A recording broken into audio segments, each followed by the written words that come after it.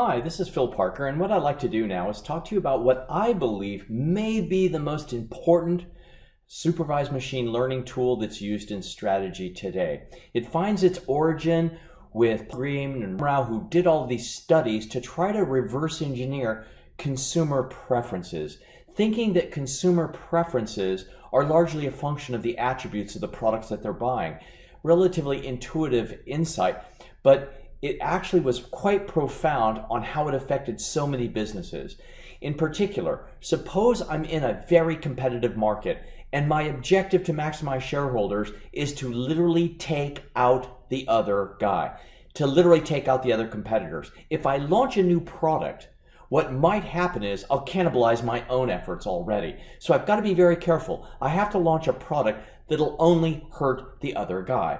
And in addition, I actually want to know at the same time, what's the maximum possible price I can charge to someone without them switching? Kind of that bend in the double kinked demand curve. At what point do people resist my offering, and how can I retain them? So the tool that was developed, and it has various names, but the most popular one is called Conjoint analysis. Some people will say trade-off analysis, is being used by many multinational firms, and they use it at various stages of product development, product design, creating new designs and new products. So what I'd like to do is express the summary of two major applications that took place. Imagine I'm a company like Marriott, and I have to design hotels. Who designs hotels? Who is the people that are involved in that? Let's say they're architects, right? They're architects. Now, Marriott already has a hotel, let's say downtown, and they have another one at the airport. If they launch another hotel, more people will not sleep overnight in Cleveland. If they launch another hotel, there may be cannibalization. Do architects understand cross-price elasticities and cannibalization when they design a hotel? Not necessarily. Let's take Boeing as an example. They have competitors like McDonnell Douglas and Lockheed and others, and they already have certain aircraft like the 707 and the 747, etc. If they launch a new airplane, is it possible that it'll cannibalize their sales and not take out the other airlines? Do aeronautical engineers, the people responsible for aircraft design, do they actually understand cross-price elasticities and switching? Not necessarily. So how do we actually bridge the product concept at the market level, that's switching and cross-price elasticities, with the actual engineering, what the airplane should look like, what the hotel should look like? Well, let's start with hotels. What are the attributes of a hotel? You get a focus group together and they're going to start telling you things. Now, these focus groups could be architects, but they could also be consumers, of course, and they'll say things like carpet color, size of bed, number of floors, shape of the hotel. Is there a swimming pool? Is there a gym? Is there a restaurant? Is it full service, half service? What kind of quality of service is there in the hotel? What is the lighting? Is the bed near the window or far from the window? The number of attributes, it's mind-boggling, that goes into a hotel. Now let's just look at carpet color alone. How many different levels are there in carpet color? Hundreds of levels. Number of floors, various levels. Each one of these attributes, various levels. How many hotels can Marriott possibly launch? Maybe an infinite number. I mean, the possibilities are huge. Yet, we have to choose one hotel design that will not cannibalize our downtown or airport hotels, but will hurt only the competition and reach shareholder value objectives. Think about Boeing. What are the attributes of an airplane? Again, we can do focus groups to ask both engineers and frequent travelers, for example, and they'll say things like the noise of the aircraft, maybe the seating space, maybe the legroom, overhead capacity, carpet color, food service, Wi-Fi, entertainment. The list goes on and on. Within each one of those, you're going to have the same dilemma. What kind of level of food service can there be? None, just snacks, snacks you pay for, full food service, etc. That's just one attribute. For overhead space, for legroom, for seat recline, many different levels. There are hundreds of potential aircrafts that someone could launch, but you're only going to do one or two, and those have to only hurt the other company. Using this technology, we can boil down in maybe a half an hour interview or less, we can boil down those hundreds of thousands of combinations and narrow down to the space that will likely do the job. In essence, rather than measure people's perceptions, that's unsupervised machine learning and perceptual maps, now we're going to measure their preferences. So again, if I'm doing artificial intelligence, creating a robot that will act and think and breathe like a human, I would train it with perceptual mapping for its perceptions of the world, but it has to have a preference. It would prefer one product over another. We would train it using conjoint analysis. Marriott applied this, published their results. It's a fascinating study. They launched the Marriott Courtyard hotel chain. So popular, they almost had to create their own competitors against themselves. European hotel chains have very similar formulas. In France, we have the Mercure hotel chain, very similar to the Marriott Courtyard. When you walk into a Marriott, the window's open. You walk in. You don't see keys in a desk right there. That's not what you see. What do you see? You see a living room, a living space. There may even be a fireplace in Arizona. Despite it being so hot, there'll be a fireplace there. You look past the living room, and what you will observe, you'll observe something like a backyard, a courtyard with nice plants, nicer than your own home perhaps. Off to the right, there's a restaurant. Off to the left, there might be a reception area. Each one of those are worth 5 cents here, 20 cents there. We're creating a bundle. You go into your room, and what do you observe? You observe that the bathroom is near the door, not far from the door. That's a motel. If you've never been to a motel is where you park your car in front of the window of your room. The bathroom is at the end of the room, way in the back. Just watch Hitchcock's movie Psycho. You'll get the idea. That's what a motel room looks like. Or Pulp Fiction if you want to update for something more modern. Motels are rooms that were very different than the Marriott Courtyard. Marriott Courtyard, you have a bed that's towards the bathroom. What's near the window? A sitting area. Opposite the sitting area, maybe a desk. How many telephones? 2. Each one of those things are worth just a little bit of money to the consumer. You open up the window, hopefully you have a nicer view than you would at a motel. At a motel, you open up your window and there's some little 5-year-old kid with his nose against your window peeking in your room. So different kind of concept launched into the market, not necessarily downtown or at the airport, but along traffic routes where traveling salespeople would upgrade. They would pay beyond even their per diem to go to this home away from home, the Marriott Courtyard. What did Boeing discover? 2 killer attributes: overhead space and legroom. The very frequent travelers don't want to check in luggage. So what do? They don't wait to get on the airplane. They hurry. They get on the plane as quickly as they can because they want both legroom and overhead space. Because they don't check in luggage and they're primates, they will carry 2 items. They get on the plane quickly so that they can claim that overhead space, leaving leg room for them to stretch out and read a newspaper. It's only later when grandma comes in and there's no room, and that passenger will say, "Don't worry, lady, just stick it under your seat there, and here, have a newspaper." They basically hoard the overhead space. For those very frequent travelers, they were willing to switch airlines depending on what aircraft the airlines were purchasing. The very frequent travelers, they would prefer those Boeing formats with the large overhead space and very generous legroom. So that was determined via a conjoint analysis.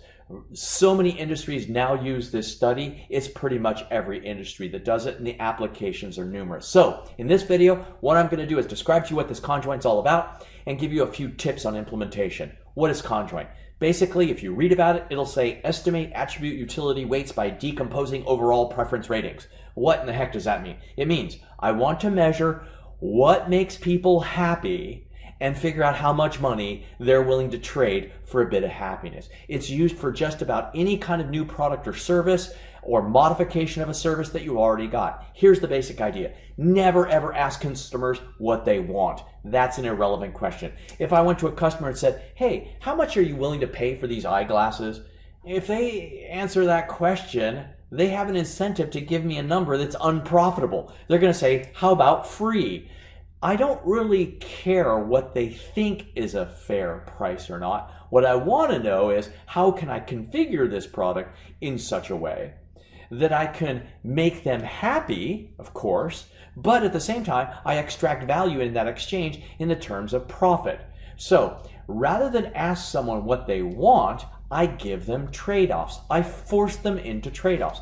That's why many people will call this trade-off analysis. So for example, I've got a mouse here. I've got just a regular old computer mouse, right? Now, I've got this mouse and I've got these glasses. I've got the two items here. And then I go to a consumer, I say, which would you prefer? This mouse for $4,000 or these eyeglasses for, $1? They'll take the glasses. I say, great. Now here's this mouse for $4,000 and these glasses, but these are $8,000, but they have internet connection where I can browse the internet by tapping the side of the eyeglasses. Which do you prefer then? I still like the mouse better, actually. And then you keep giving those trade-offs. I never ask them whether they want a mouse or whether they want eyeglasses, but I give them enough trade-offs where I can infer their utility for the different attributes across the different products. So instead of asking people direct questions of what they want, you give them trade-offs. They therefore reveal indirectly what is driving their choice process. And from that, we can figure out how to actually give them the products that they're most likely buy vis-a-vis existing competitive products. So what I'd like to do now is give you the methodology we use to implement conjoint analysis. Again, a revolutionary tool that's been used in dozens of industries. Just about every industry in the world has been touched by conjoint analysis. So let's get to the methodology. There's basically 5 steps to do a conjoint analysis. The very first step is you start extremely broadly, often with a focus group, maybe with managers, and you basically define the broad product objective space. For example, you don't say, let's design a small commuter airline with so much overhead space. You don't do that. That's too specific. You want the data to do the talking. We're in fact outsourcing core R&D to customers at this point. So you start very broadly. My wife and I had this discussion at one point where she had never seen me teach before, and she was wondering, what exactly do you talk about, Phil? And I was kind of explaining, well, we do a bunch of tools and things like that. Like what? She said, and I said, well, like conjoint analysis. And I said, for example, it can design anything in the world. She says, great. Why don't you design the optimal spouse, Phil? And I said, okay, that's a good project. Let's do the optimal spouse. You notice it's very broad. It doesn't say the blue-eyed, blonde-haired, buff actor who plays Thor. No. That's too specific. We want to see if that is the product that bubbles to the top to be the optimal spouse. Okay, so we've got some broad concept. We're going to design the optimal spouse. Step 2. You get a focus group, both engineers and consumers, and say, well, what are the attributes space that define what a spouse is? Now, in a group of 30 executives, it's a lot of fun. I have the women describe what an optimal spouse is, and they come up with attributes like things like caring, kindness, we'll do the dishes, we'll do poopy diapers, are humorous, are intelligent, are wealthy, have high income, and then they start running out of attributes. They kind of can't think of it anymore. And I then at that point say, well, you just demolished the male ego. Maybe we could add a couple of more attributes there, the ones that men think they've got. Let's put it that way. Okay. And my wife, when she did this study, she came up with an attribute I would have never imagined, and that was complaining behavior. I'm married over 30 years. Never would have imagined that she would have come up with this notion of complaining behavior. But, you listen to the customer and you put down the attributes. Okay, so step 2, you list the attributes. What's step 3? For each attribute, you then define the levels in that attribute over which you're likely to do engineering. Now, you want to look for extremes in this case. For example, if I'm doing a conjoint study where price is a variable, I definitely want to put a very low market price, even 0, offer it for free, and then offer it for such an outrageous price, literally demand would disappear. You want the entire length of the demand curve. If you only ask over a narrow range of prices, you'll never know what you can bundle with the product to extract higher prices. So you generally ask for a large range. For example, if someone did something in looks, you would never say ugly, average, and good for the looks of a spouse. That's not very clear. You might actually put a photograph of Mr. Bean, for example. You might put a photograph of Brad Pitt or Donald Trump, just so people understand what you mean by the word looks. So it's very clear. In the world of complaining behavior, how could we fill that out? Well, 0, never complains. 12, That's like once a month, 12 times a year. 52, once a week. 365, that's every single day complaints. And then 700, twice a day. So we have a large range of complaining behavior. Then what happens? After we've defined the levels, we then perform the studies. Now, I have to say, there's many different methodologies empirically to do this, right?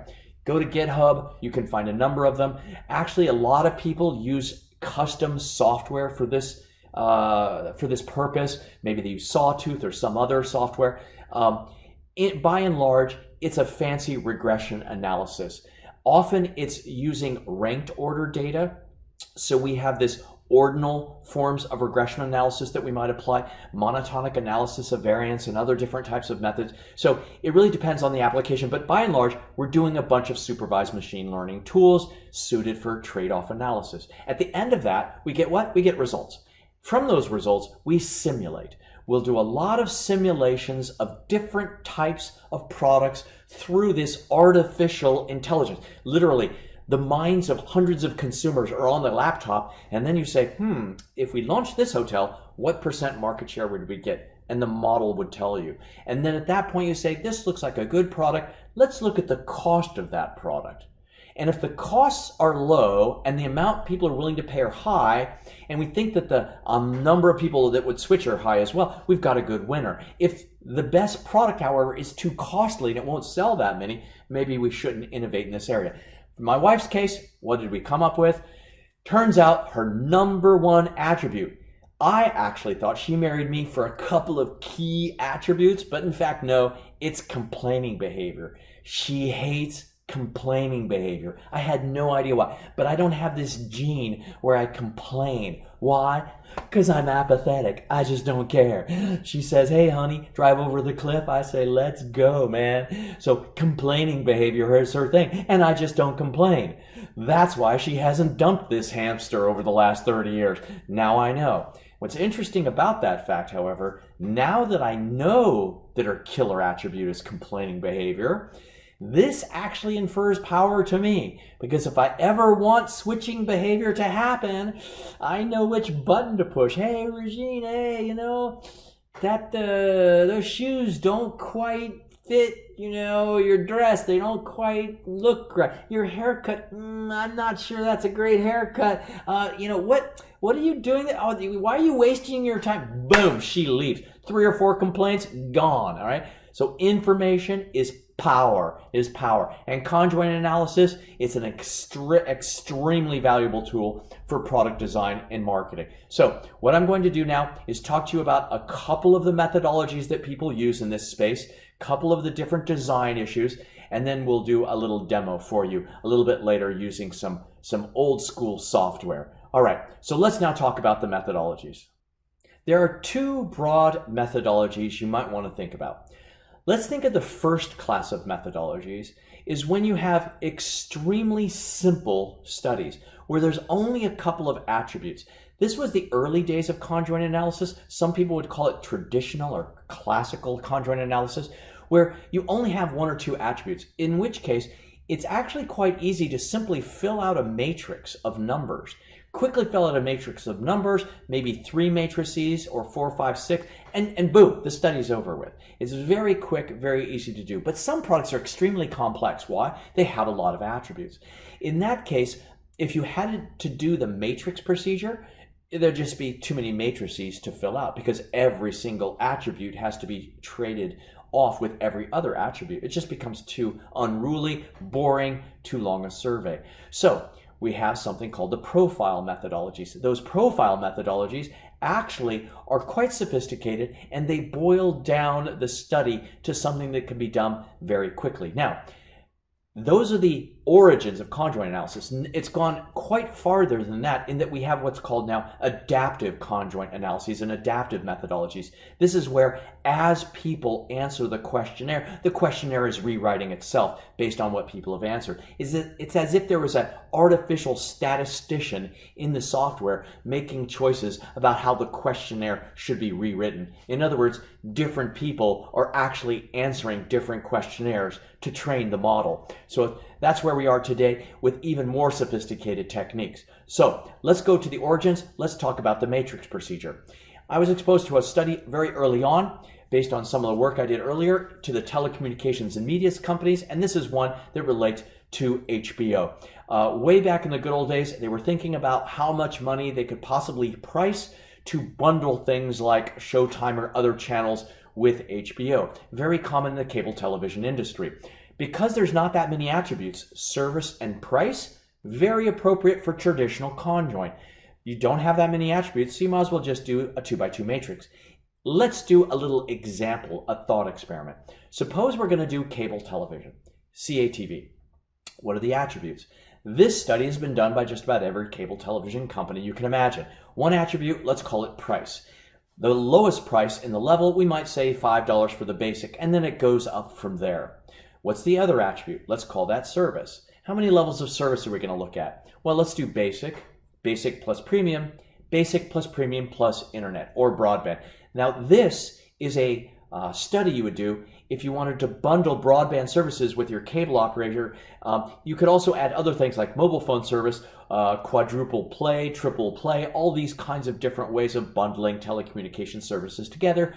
What should we price it at? Classic design. Now, we create our 2x2 matrix. So we've got a 2x2 matrix where on one side we've got basic plus premium in the internet, and then we have the array of prices we might consider, starting with $5, going up to something, let's say, like $250. The spacing doesn't have to be equivalent, actually. We can do the study with any type of arrangement, as long as it's increasing typically, because that's the way consumers think of prices. Okay, now we've got this 12 products that we're faced with here in this 3x4 matrix. And we ask the consumer, which product would you prefer the cable company sell to you? They're going to look at it for a while and go, oh, this one seems logical. How about getting everything for the lowest price? Perfect. In some studies, people actually put the first number there to get people going that that's their most preferred choice. Then you say, thank you very much. What is your second preferred choice? And then people think about it and go, oh, that's a tough one. Do I pay the extra amount of money, or do I keep with it, but I lose the internet service? Now, the distribution to the answer of that question is worth money to a cable television operator.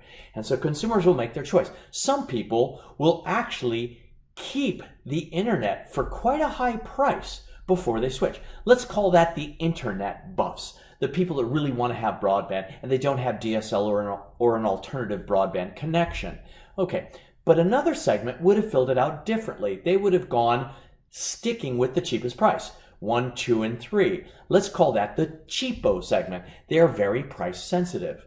Now, different cable operators discovered there were even other segments in the market. For example, some people would say, I'm actually going to pay not to have the internet. They'd put it out this way, 1, 2, and 3 across the attribute, which is basic plus premium. These are the couch potatoes. Either they already have broadband or they simply don't want to mess with it, right? They don't want to mess with having a set-top box and all this modem stuff. No, just give me television. Make it simple for me. And finally, there's another segment, 1, 2, and 3, where they're paying not to have the premium channel nor have the internet. That's prudish parents, perhaps in the Bible Belt or other regions of the United States, who simply don't want to have this uncensored content in their living room. That is the matrix procedure. What you just saw is something we call in strategy benefit segmentation. You don't segment based on necessarily demographics or something else. You're doing it based on the benefits, the attributes that the different segments value when facing trade-offs. So conjoint analysis is a very useful tool to do that. Again, this is the matrix procedure when there's few attributes, and then we will get some kind of quantitative results after that. What is the alternative methodology? This is when you have many attributes. Many people call that the profile method. So now let's go through the profile method. Okay, now let me explain how we think about the profile method. You have so many attributes and so many levels that to do matrices would be overwhelming. So let's imagine it this way. I type in all of the attributes and all the levels into a computer program. Again, software now exists that does this automatically. Imagine that then generates every possible product combination on its hard disk. Just imagine that happening. Then it does something. Now, using what we call experimental design, and there's many ways to do this. There's fractional factorial design or Latin square design. There's all these different methodologies whereby you do not randomly sample profiles. You don't do that. You don't randomly sample. You choose very particular profiles that allow you to extrapolate to the other profiles. This kind of experimental design, very common in agriculture and other fields where it's very expensive to implement every possible combination. So what we do is we treat these profiles as golden, and we say we only have enough time with the consumer to talk to them where they can compare maybe 20 profiles. So give me the best 20 profiles out of this data set. Now, often this is done using computer screens. It can be done online on the web. In the good old days, it was often done with paper cards, and it still can be done this way today. Imagine a computer program that gives you 20 profiles, and it's on pieces of paper. And each profile has a profile of, let's say, an automobile. And here we have 2 index cards of 2 automobiles, car number 1 and car number 2. You'll notice that there's miles per gallon, there's different prices, speed, capacity, length, maybe country of origin where they were manufactured. And you simply ask a consumer, here are 20 cards, index cards. Sort them into 2 piles for me. Cars you kind of like and cars you really don't like that much. And actually consumers can enjoy doing this. They just sort them into 2 piles. They're revealing, to some degree, their latent preferences. So they sort into 2 piles, and then you say, of the 10 cards that you kind of liked, separate them into 2 more piles of 5 and 5 each. And they do that. And then you say, of the ones you really like, those top 5, sort them 1, 2, 3, 4, 5, and just continue through the deck and hand the deck back to me.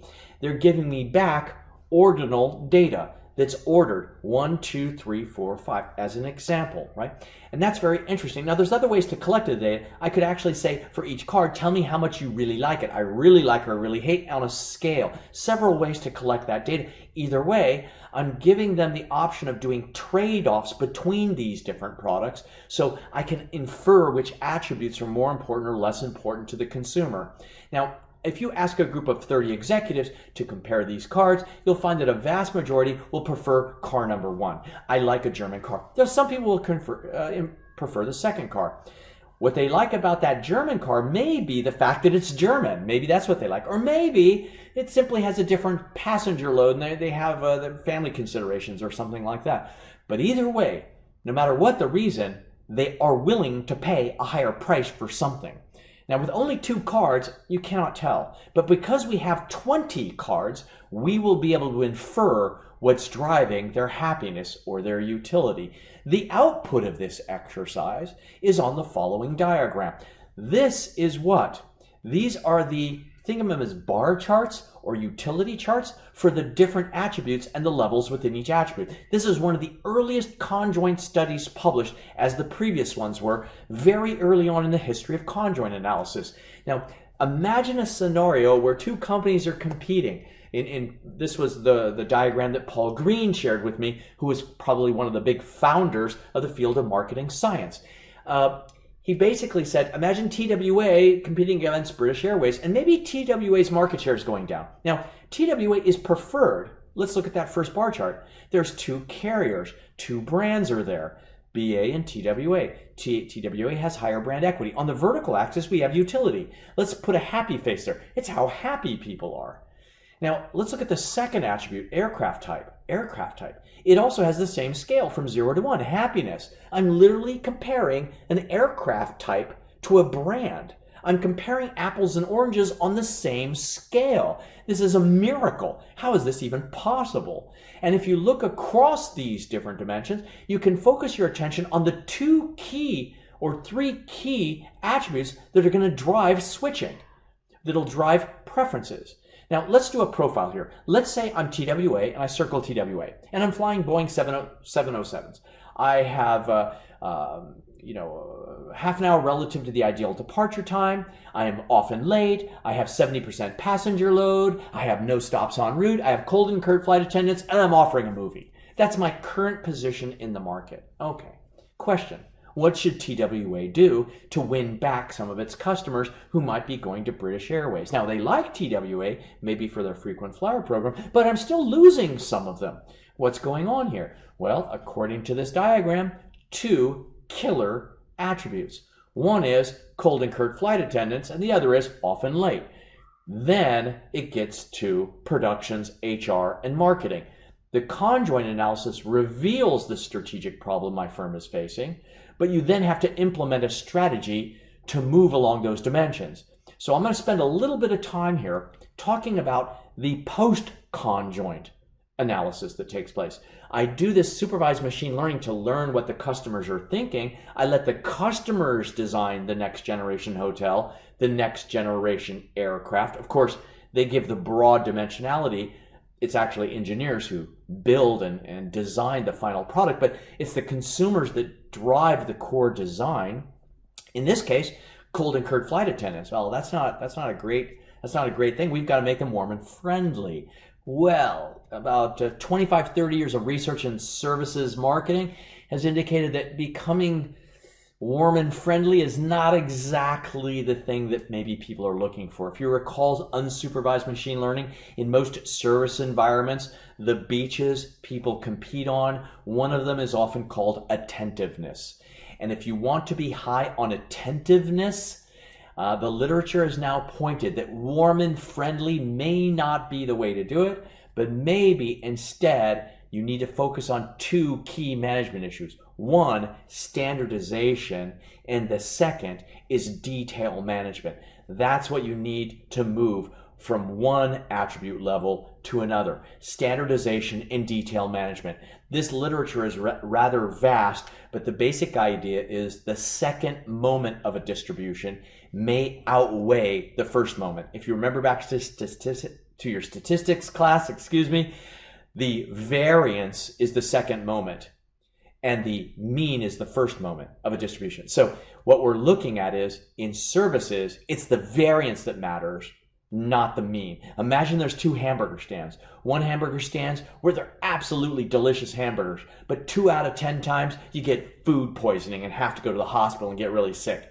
Versus another hamburger stand where the hamburgers they're okay and you never get sick. Which one do you prefer to go to? Typically the one with lower variance. So the key to success is minimizing the variance. In essence, your human resources, if they're offering the service, literally should become robotic in their behavior and be evaluated on how excellent they are at executing that standard.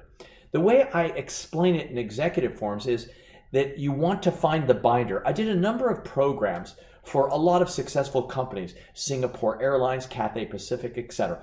Those are highly rated airlines, which makes no sense. Why do some airlines have higher ratings than others? Every airline can observe every other airline. They can all copy each other, and yet some are much better. Now, you might attribute it to labor unions and other kinds of things, but even at that level, you'll notice high variance in certain airplanes. Have you ever gone to an American airline like Delta or another, and you'll notice that people are pushing a cart down the middle, the flight attendants, and they're literally looking up in the air and saying, anybody need drinks? And they keep walking and they're looking and they walk to the back of the plane. That's low service quality, low attentiveness. You go to Singapore Airlines, and what do? They bend their knee in a Tai Chi, they address you right to your face, and then they serve your drink with the left hand, because if they use their right hand, their elbow might hit you in the shoulder or in the nose. In American Airlines, it's just, in US-based airlines, what you see is, oh my gosh, anything for you, hun? How about you? And they throw peanuts to the third person. Total chaos, total chaos. So my recommendation, if you want to improve service quality in your organization, find the binder. I was doing a program for a large hotel chain here in Asia, one of the top-rated quality hotels on service, and I walked up and I said, listen, I'm so impressed by this hotel. Can I speak to the manager to just ask you about your service? And out comes the manager.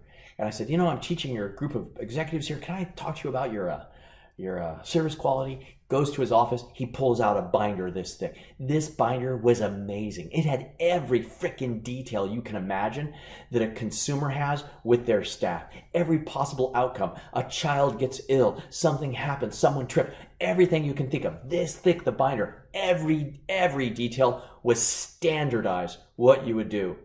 In this hotel chain, and some of you might recognize it, you get out of the cab. If their eyes intersect with your eyes, they will pivot to you. If they pivot to you and you don't pivot to them, nothing happens. But they're ready for you. So as you walk through this hotel, eyes are tracking you. And then if ever you turn towards them, they will say, "Good morning, sir," or "Good morning, ma'am." And that's right after you get out of the cab. Someone cleaning the plants, "Good morning, ma'am." "Good morning, sir." Someone going at the front, "Good morning, good morning." You're walking in the elevator, someone's cleaning, "Good morning." You say good morning back. You're walking down the hotel, down the hallway. Someone's door's open. You peek in. It's a maid. "Hello, sir." And you go, "Oh, excuse me." And you keep walking. You're bombarded on the first day. On the first day, I was kind of annoyed by this, and that's quite common. A little bit annoyed. But on the second day, I start getting into this tea plantation mood. Like, maybe I own this place. So people are blasting me with hello, hello, good morning, and I'm just shaking my head. Keep up the good job. I'm just absorbing this whole thing, and I'm enjoying it. I'm enjoying the environment. How did this happen that I feel so good? Is because that binder exists. It gives me super high levels of detail, but that standardization at that level of detail needs to be followed up with detail management. What's detail management? Making sure that people execute to the binder. And often you'll have people test that. So that's how we go up that curve. Warning. This little story, conjoint leads to management, is a very common one. For those of you going international, doing multinational, this machine learning thing will give you general directions, but the implementation of it may vary from culture to culture. The US culture also demands standardization and detail management. So does the French culture. But what you implement might be different in one place versus another. For example, when you go to an American restaurant, if you've ever been in an American restaurant, there'll be some guy who walks up to you and say, "Hi, I'm Ken, how are you?" And then he'll notice that you speak with an accent. "Where are you from? Where are you from?" "Oh, you're from Belgium? Yeah, I've been to South America. Listen, here's our specials." Europeans are freaked out by this Ken guy. They're like hiding their wallets. What does this guy want? They're not used to this approach. But it is highly standardized to American taste. The next people who come in, he'll walk up. "Hi, I'm Ken. Hey, that's an interesting accent. Where are you from? Holland? Yeah, I've been to South America. Listen, here's our special." Identical. Americans love this. They love it. It's standardized, and it's based on detail management. You use this approach in another culture, it may not work. If I used another culture's approach in North America, it may not work. For example, what if I approach an American household and I'm a French garçon? I'll walk up and I'll simply go, "What? What?" That's the French approach. "What?" The Americans will go, "Oh my God, did you see the server? Man, that guy's totally bummed out. Jesus. Well, maybe his mom died or something. Let's ask him." And then all of a sudden they'll say, "Hey, buddy, is everything okay here? Have a seat. Let's chat this out." Totally different culture in North America. Just the way it is. That's the way you have service call. But what about in France? What about in France? What are they looking for? Have you ever been to a Michelin 3-star restaurant? It is pure theater. They want to be attended to. So it's the same dimension, same hoteling beach, but the methodology is very, very different. Very, very different.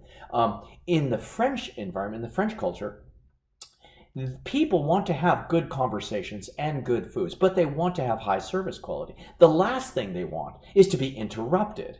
In an American restaurant, a couple will be eating. They'll have eaten 3 or 4 fork loads of food. Then the server will walk up and say, "How's the food? Is everything okay?" The European has the focus, "Oh my gosh, They've been eating this food and the server's asking how good the food is. The food all right?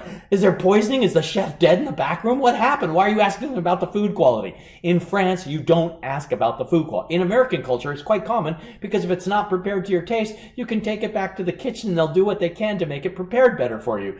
But in the French culture, the chef determines what's the best cuisine, so you rarely hear, or how do you think the food quality is, right? You just don't see this kind of thing. But the French still want to be attended to. So what you'll notice is two people are talking to each other, right? And the server will notice that a fork is just a little bit off the fork. And so what will the server do? The server won't even look at the couple who's speaking to each other. Don't want to interrupt them. And he'll just walk by. He'll tweak the fork, and that's it. He won't say a word. The French won't say a word. Nothing will happen. In America, if someone walked up and tweaked the fork, someone might say, hey, buddy, it just touched my fork. Give me another fork. Won't work in North America. Different culture. But both cultures have highly standardized treatment. In the world of being on time, aircraft, they need to be more on time. Now, that's due to weather. That's due to other things we don't control, maybe other airlines, right? So how are we going to handle that? Very simply, what we're going to do is we're going to change certain things to make sure that we're more timely in some cases, or at least perceptually more on time. For example, we simply don't put on the boarding passes the arrival time.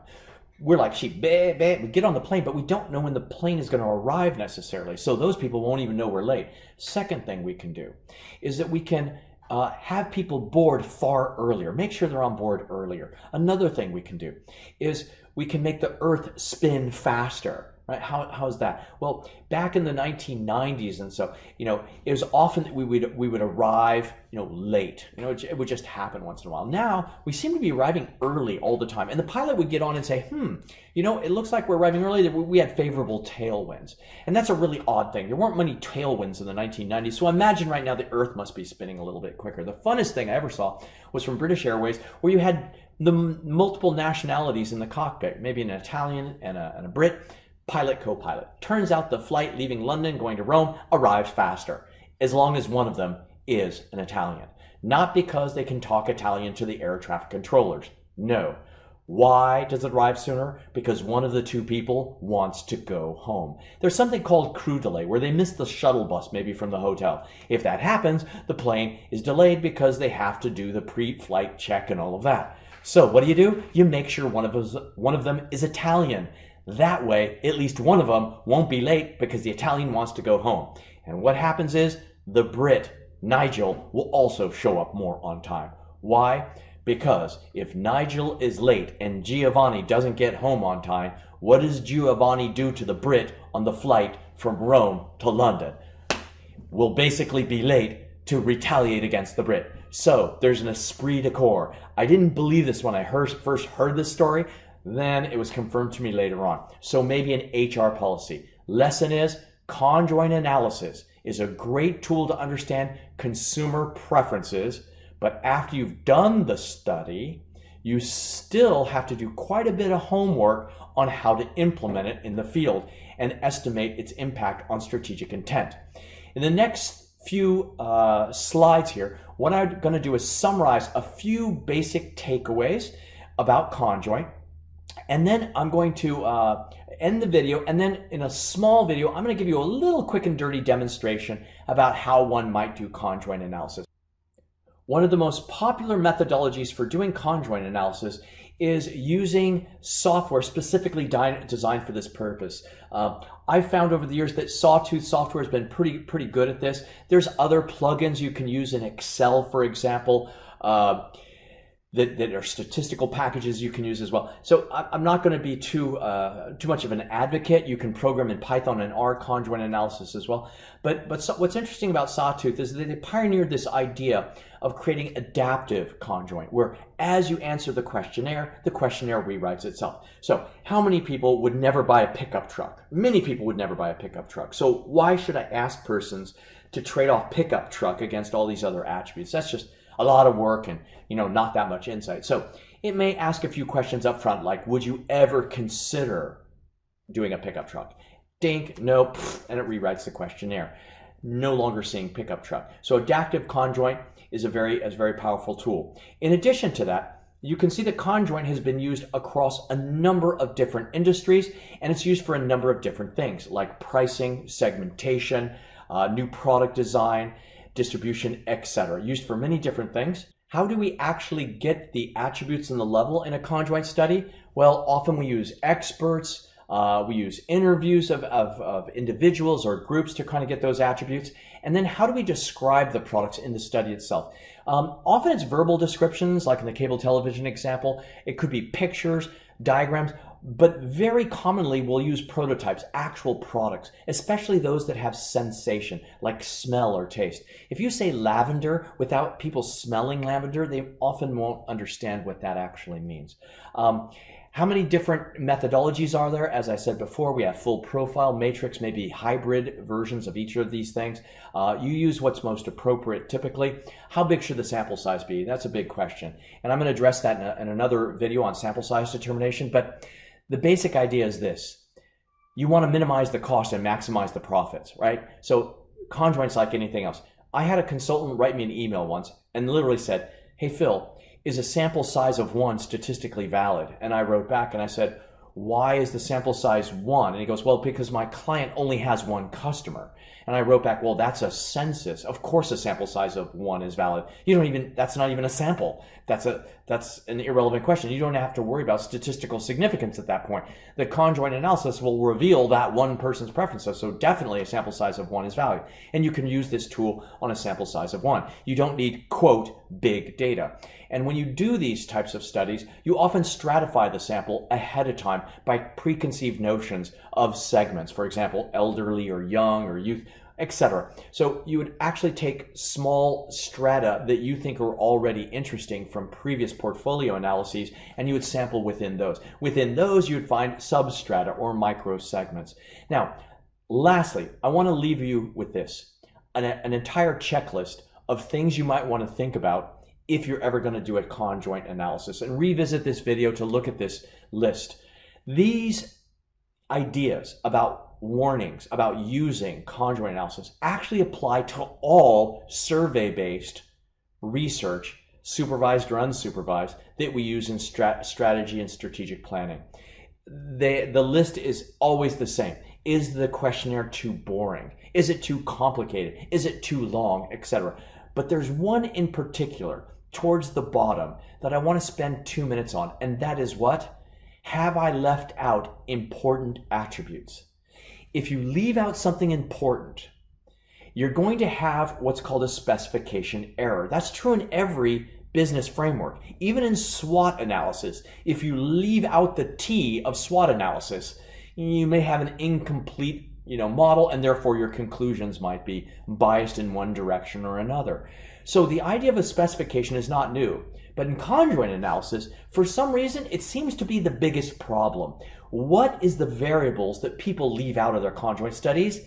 I'll boil it down simply to say the competition. Many people do a conjoint study on what they conceive their product to be, not reflecting the choices consumers have.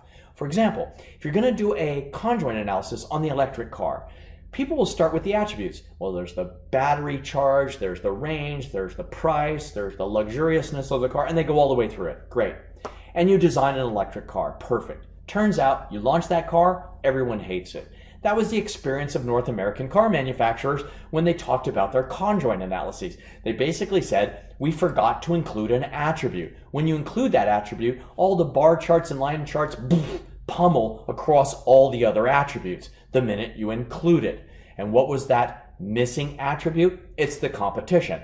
Engine type, gas or electric. You put that in the conjoint study and it becomes the most important attribute, and these other things almost become unimportant at that point, which means if you don't include the competitive space, then you can't use this tool to actually compete. So you start by profiling what the competitors already have and make sure they're embedded within your study.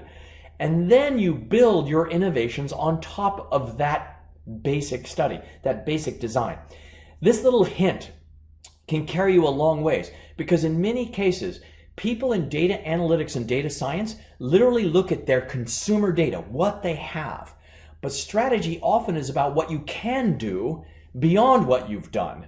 Well, what you can do beyond what you've done, you may have to collect data on what the perceptions of the consumer has of the competitor's attributes and their levels. At that point, you can simulate. How often should you do this type of a conjoint study? Once in a while, not too often. So that's a big introduction to once a year, once every other year. Preferences don't change that much. How often should you do conjoint studies? Once in a while, once every year or two. It depends on how big your organization is and how dynamic your market is. But it's a fairly expensive study to implement. It's very time consuming, but it's actually worth it if product design is a key aspect of your strategy moving forward. So in the next video, what we're going to cover is a simple little cryptic example. This video, a broad overview. What is conjoint analysis used for? It's used to compete. It's used to outsource the decision making on pricing and product design to the consumer. I'll see you in the next video. Bye-bye.